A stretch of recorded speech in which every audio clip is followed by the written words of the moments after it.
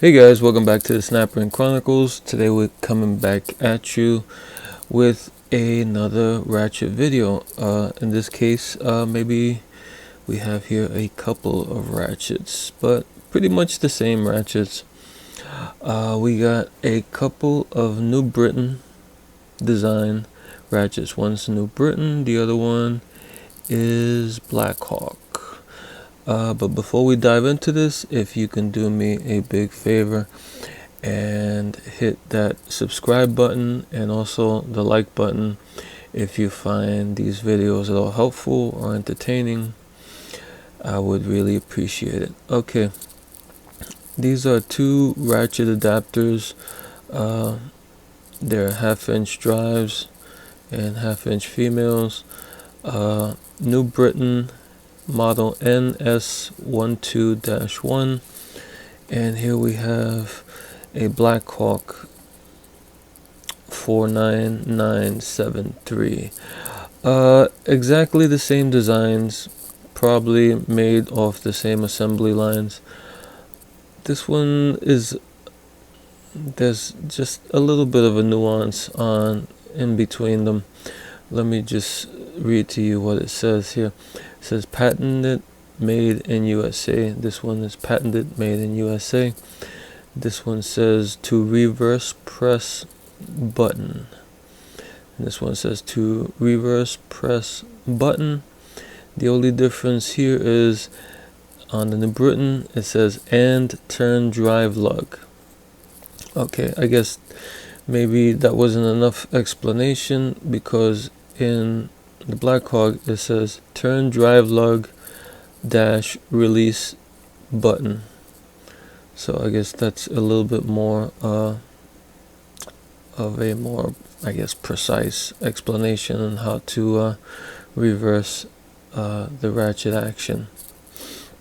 But this one looks a little bit more weathered. This one looks a bit more pristine.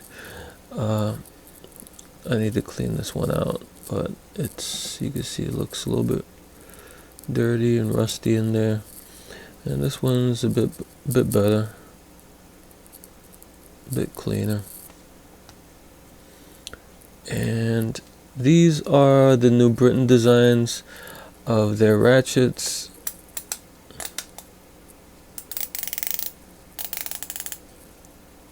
And you hold this button to switch.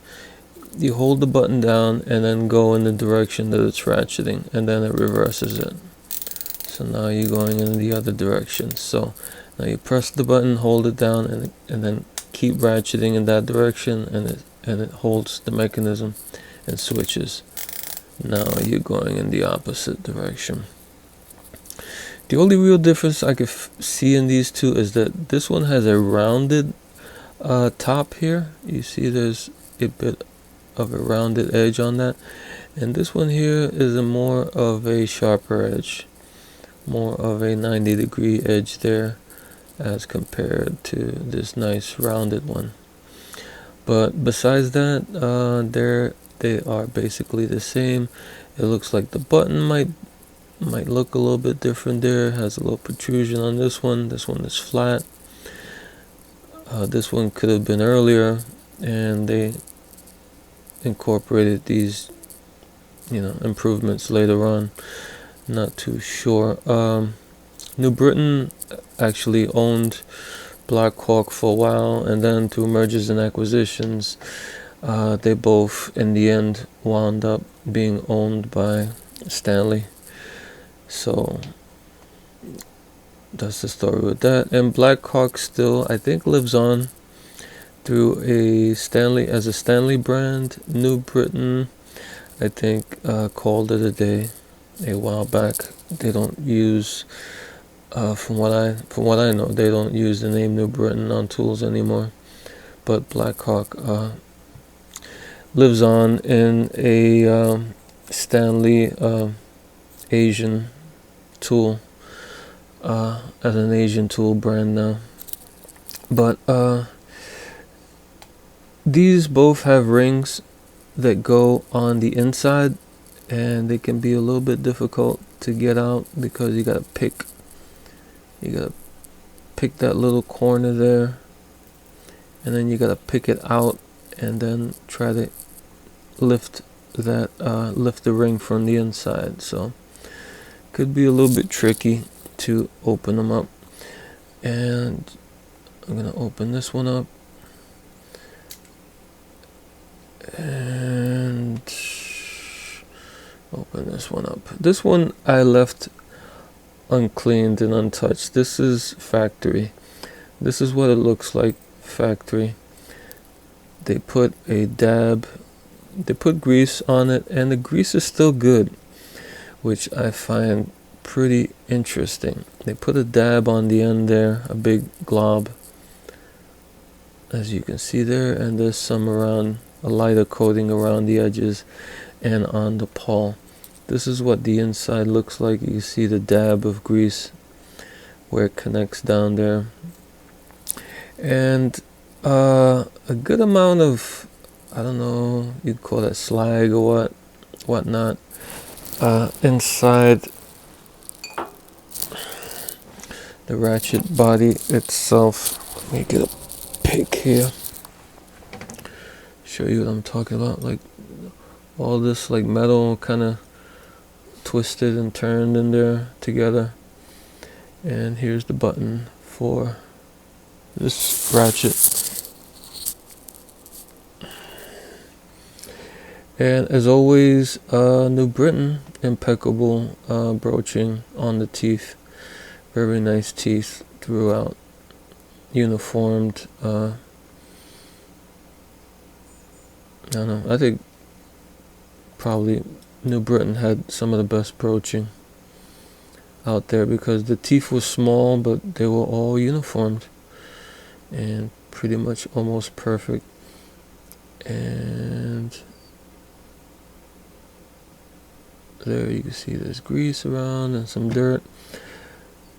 And this is the inside of the receptacle for the breaker bar, and they have dimples here cut out on each side.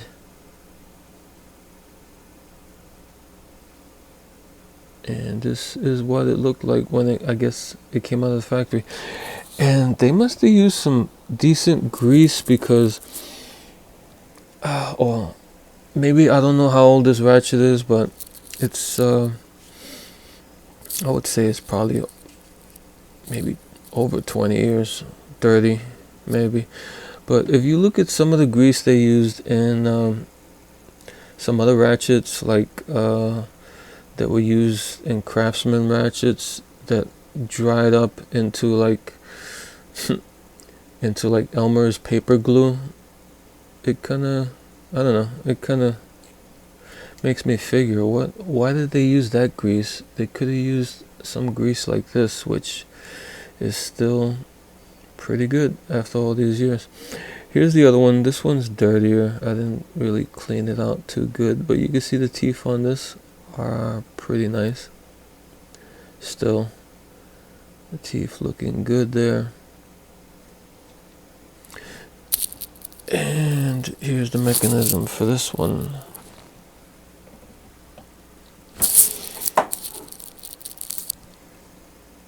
And this one at the bottom has that slag also.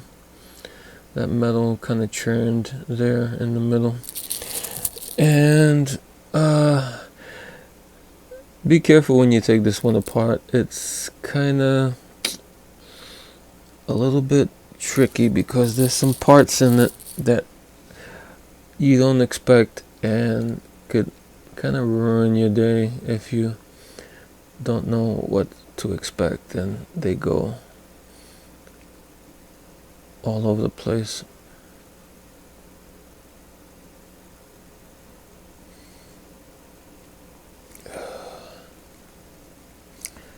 So you got this ring here in the middle.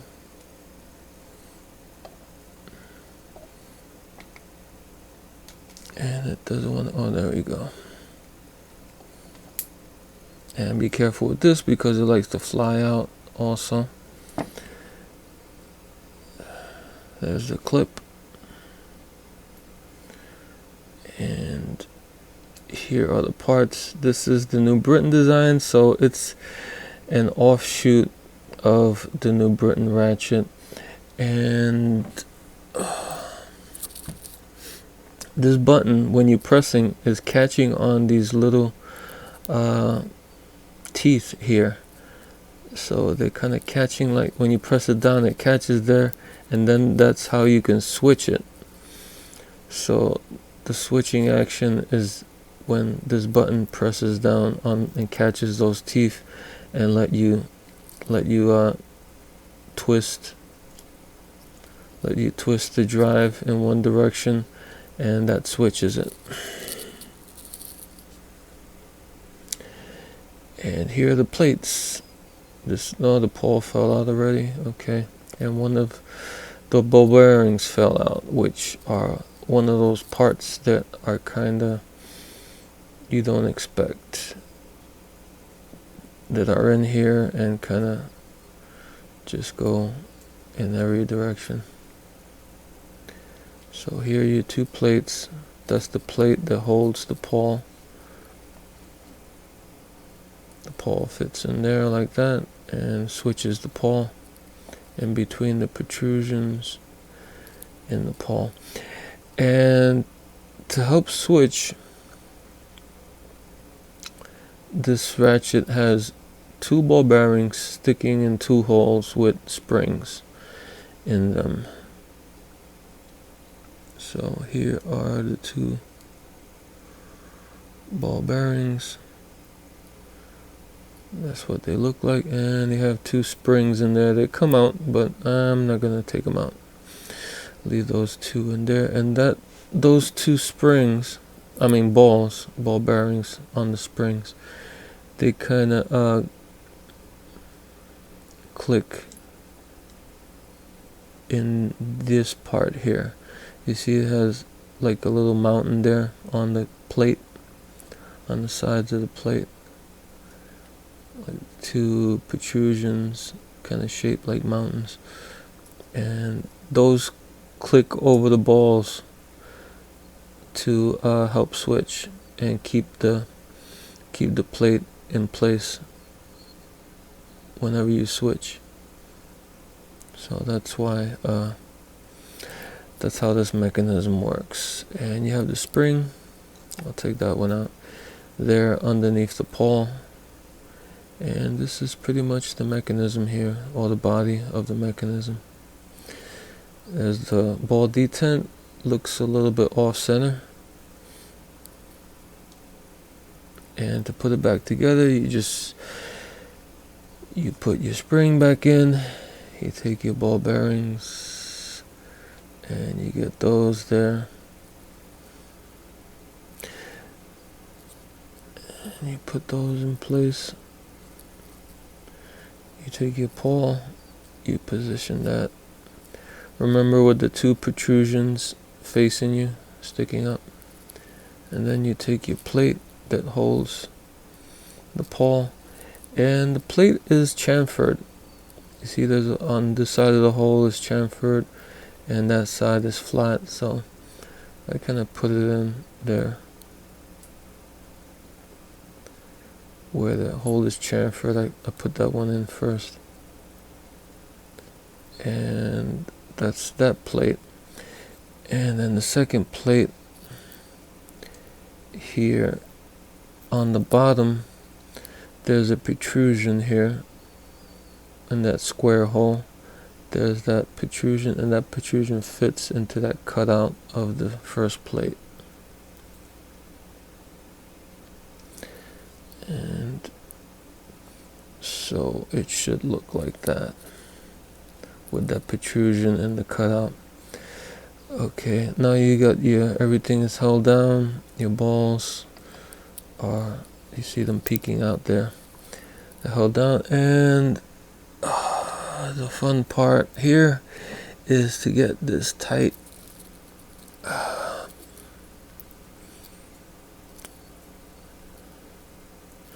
This tight little ring, snap ring, whatever, to get that.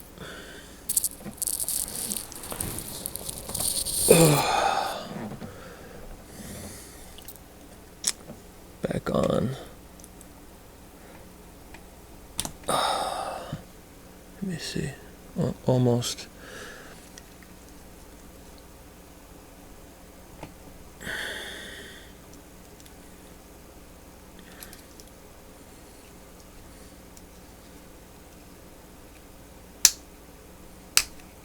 There we go. Okay. Now it's back on. And this is what it looks like. And this is the switching action. You see the little kind of protrusion, that little mountain on the plate? See how it goes back and forth on the ball bearings? And switches from side to side. And you just take your little button, you get that back in the hole there.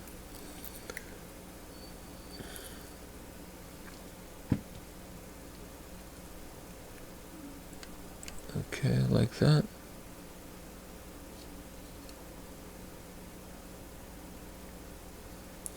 And you take your mechanism. I squeeze down the pawl to help get it in there. And you make sure it's ratcheting. Now you test out the button, you hold it down, press it down, and then you go in the way you were ratcheting. And now it should go in the opposite direction. And you do it again.